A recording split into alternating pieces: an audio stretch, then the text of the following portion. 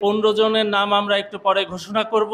মেধা ও যোগ্যতার ভিত্তিতে পিরোজপুরে মাত্র ১২০ টাকায় পুলিশ কনস্টেবল পদে চাকরি পেয়েছেন ১৫ জন প্রার্থী। যেমন যোগ্যতার ভিত্তিতেই তোমাদের ১২০ টাকা লেগেছিল। বৃহস্পতিবার পিরোজপুর জেলা পুলিশ লাইনস ড্রিল সেডে জেলা পুলিশ সুপার ও টিআরসি নিয়োগ বোর্ডের সভাপতি Khan Mohammad Abu Naser police constable recruitment ২০২৫-এর ফলাফল ঘোষণা করেন। আগামী ২০/৯/২০২৫ তারিখে অংশগ্রহণ করতে আমার ভাগ্নে ১২০ টাকার চাকরি আজকে ও যোগ্যতা মেধার কারণে ওর চাকরি হয়েছে, কোনো টাকার বিনিময় না। আমার ভাগ্নে ও আমারে বলছে যে আমার টিউশনের টাকা দিয়ে আমি পুলিশে সার্কুলার পাইছি, আবেদন করছি।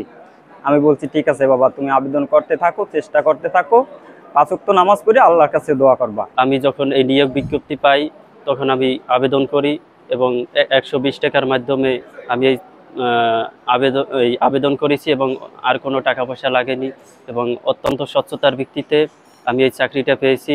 ৫৬ টাকা দিয়ে আবেদন করি এবং প্রতিদিন সকালে এক্সারসাইজ করতাম, যে মাঠে দৌড় ইভেন্ট আছে প্রতিটা ইভেন্ট, এবং এরকম করতে করতে ৩টে ইভেন্টই আমি উত্তীর্ণ হই, যার কারণে তারপরে আবার ১২০ টাকা দিয়ে লিখিতর জন্য আবেদন করি। লিখিতর প্রিপারেশনও আমি ভালো নেই, তারপর লিখিত উত্তীর্ণ হয়ে আজকে দেখি ভাইবেও আমার ভালো হয়েছে আলহামদুলিল্লাহ, সকলের দোয়ায়। ১২০ টাকার বিনিময়ে পেয়েছি বাংলাদেশ পুলিশ বাহিনীর সরকারি একটা ডিফেন্সের জব, যেটা আমার অনেক আশা আকাঙ্ক্ষা ছিল, ভালোবাসা ভালো লাগা ছিল।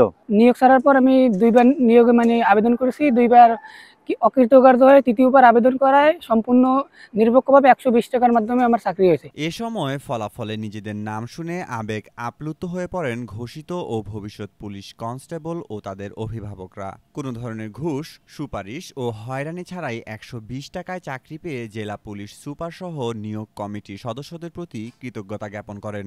15 জন চূড়ান্তভাবে নির্বাচিত হয়েছেন এবং 3 জন অপেক্ষমান আছেন। যদি এখান থেকে কেউ বাদ যায়, কোনো গ্রাউন্ডে মেডিকেল অথবা মামলা আছে বা অন্য যে ভ্যালিড গ্রাউন্ডগুলো আছে সেগুলো থেকে বাদ গেলে আমরা অপেক্ষমান তালিকা থেকে তখন লোক নেব।